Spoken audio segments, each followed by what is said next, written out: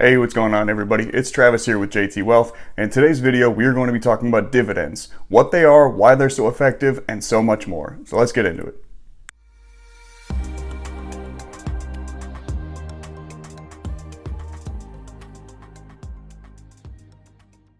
Alright, so everybody, welcome back if you're a regular, and if you're new here, thanks for checking out the channel. Hopefully you find some value in today's video. If you do, don't forget to give us a thumbs up, subscribe to the channel, and leave a comment in the comment section down below. So let's start by taking a look at what today's video topic will be all about. And like I said, today is about dividends. So what is a dividend? Why dividend investing is so effective? The best way to create a beginner's dividend portfolio for monthly passive income.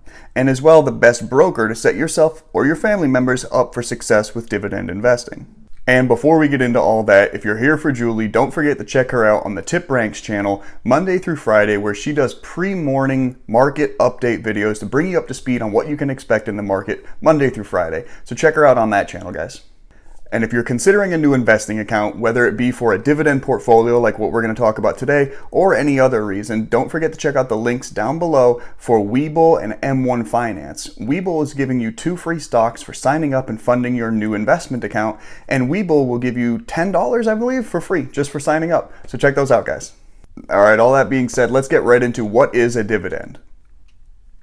Alright, a dividend is the distribution of some of a company's earnings to a class of its shareholders, as determined by the company's board of directors. Common shareholders of dividend-paying companies are typically eligible as long as they own the stock before the ex-dividend date. Dividends may be paid out as cash or in the form of additional stock. Some of the key takeaways: a dividend is the distribution of some company's earnings to a class of shareholders. Dividends are payments made by publicly listed companies as a reward to investors for investing in that stock. And announcements of dividend payouts are generally accompanied by a proportional increase or decrease in the company's stock price. So some dividend-paying companies pay out monthly, while others still pay out quarterly. Later on in the video, we're going to be looking at the quarterly payout companies. Alright guys, and now let's talk about why dividend investing is so effective. And to do that, we're going to look at an article from dividendearner.com. So in this article back from December 2019, it's Dividend Kings versus the S&P 500 index. So the focal point of this article is whether or not dividend growth investors investing in Dividend King stocks are better or worse than index funds such as the S&P 500 ETFs.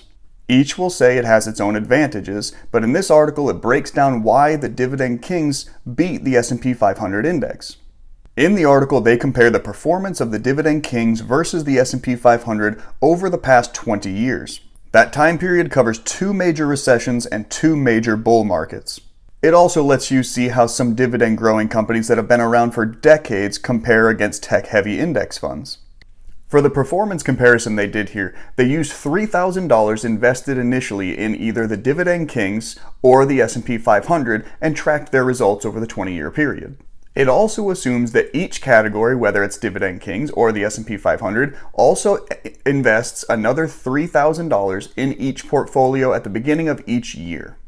Now let's take a look at the comparison graph to see what the results show.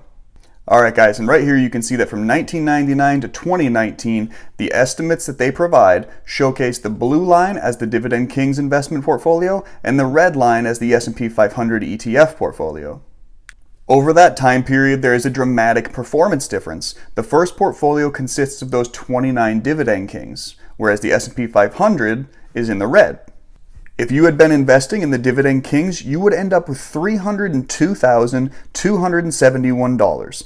Although if you invested in the S&P 500 for the same time and with the same amount of money, you only ended up with $224,365 after the same time frame. The rate of returns for both is about 11.6% for the Dividend Kings and only 9.2% for the S&P 500. Now this graph is provided by Portfolio Visualizer, and it's important to note that they claim that in putting in your numbers, they do actually adjust for inflation for that new $3,000 that's invested every year over time. So why did the boring old Dividend Kings investor portfolio beat the S&P 500?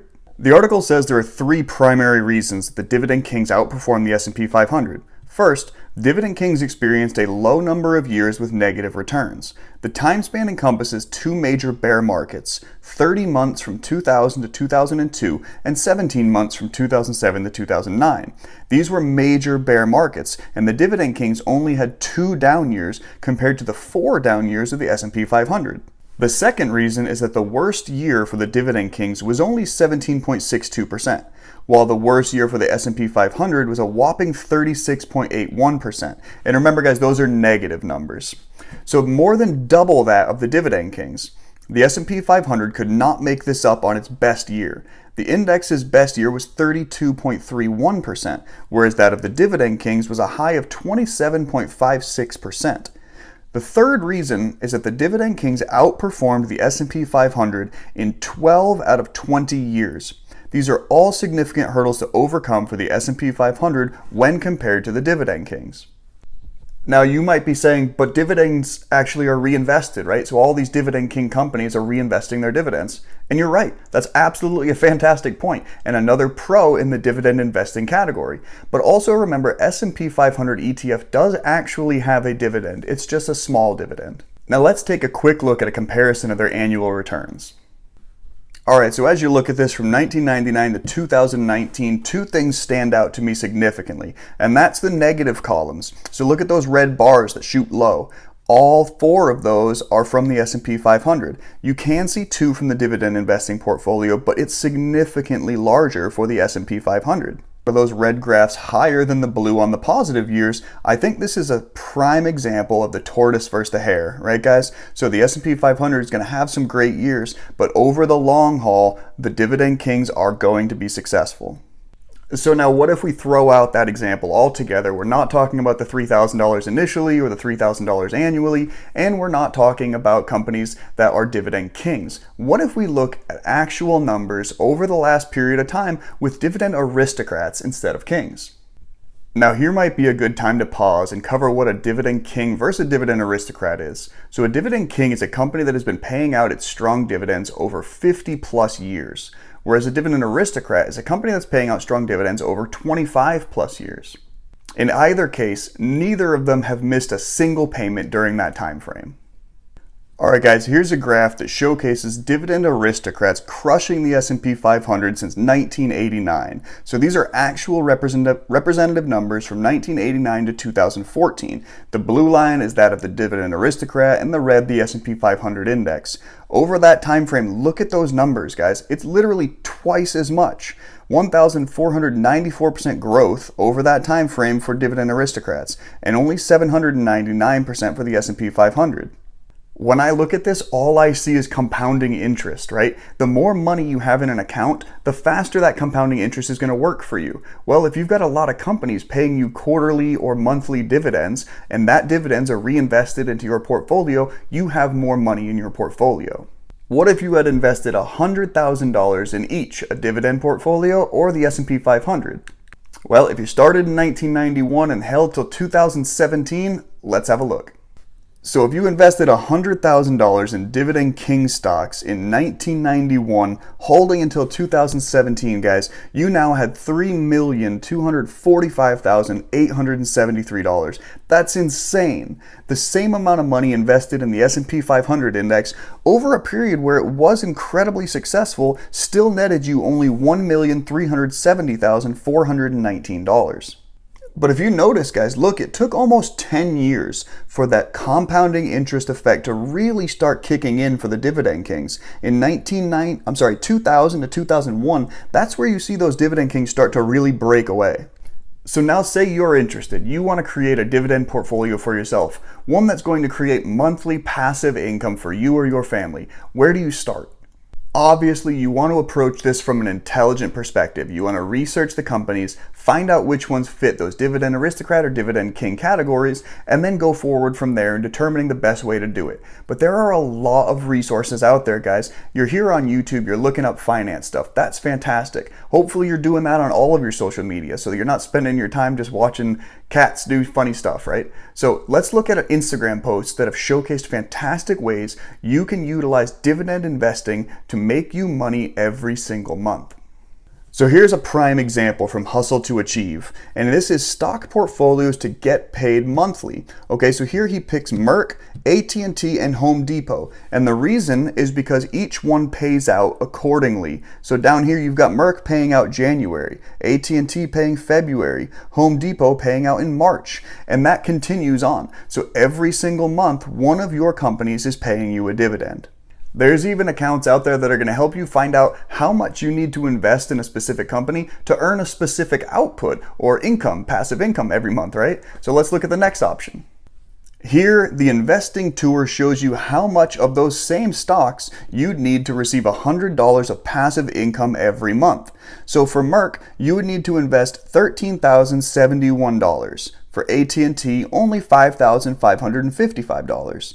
Whereas the Home Depot, you would need $18,099. At that point, with those three investments, from January to December, you're going to receive $100 of passive income.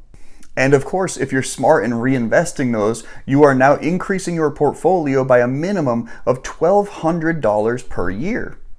Now say you're not great with internet searches, but you love being on Instagram, surely there's an account out there somewhere to help you figure out who these dividend kings are.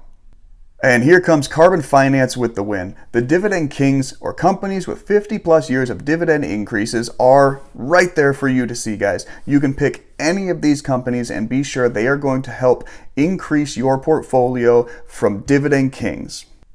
All right. So dividends are for you, right? You're 100%, you're sold, right? I know I am. I already got my dividend portfolio. But what is the best way for you or your family to start investing in these dividends? What broker is going to be the best source for you? So when you're trying to determine the best broker for your dividend account, there's so many options out there, guys. I assure you, whatever platform you're using now probably would work. But you have these three and so many more to choose from. Whether you want Webull, Robinhood, or M1 Finance, each one provides a different layer of user satisfaction. And I can't get into all of these without making this video super long. But if I had to choose the best broker for my dividend account, I'm going to choose M1 Finance, and here's why, guys. M1 Finance lets you create pie charts for the stocks that you want invested in your portfolio. So once you set it up, you can create any number of stocks, as many Dividend Aristocrats or Kings as you'd like, and pie them out so that you know what percentage of each stock you're investing in every month.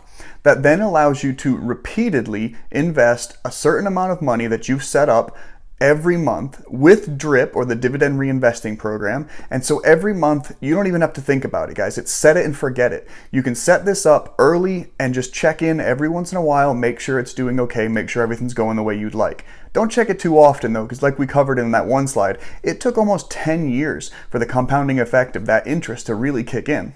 More importantly, I think one of the funnest things about M1 is the ability to set up multiple accounts. So if you want to set up an account for yourself, for your wife, for your kids, you can have multiple pie charts of different income accounts for your dividend portfolios, which is fantastic.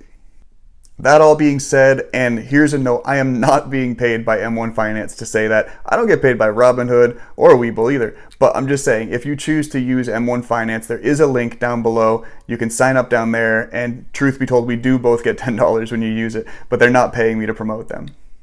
So that's it for today's video, guys. Real fast, down and dirty. Why dividends are a better investment for you and your family than the S&P 500 ETF would be. We looked at the reasons why it's so effective and a couple ways to set up monthly paying passive income dividend accounts for you and your family, and then briefly discussed the brokerage account you may choose to use. Of course, that's completely up to you. Whatever one you choose, I'm happy for you, as long as you are starting it now and investing frequently and setting yourself up for success, guys. Remember, none of the advice or content in this video today is to be taken as financial advice. I'm not your financial advisor. I'm not even a financial advisor anymore. So everything that's provided here is for information and entertainment use only. Do not listen to people on YouTube for your investment advice. Do your own due diligence and make smart choices. And on that note, here's to who I hope is going to be the first millionaire in your family. Bottoms up.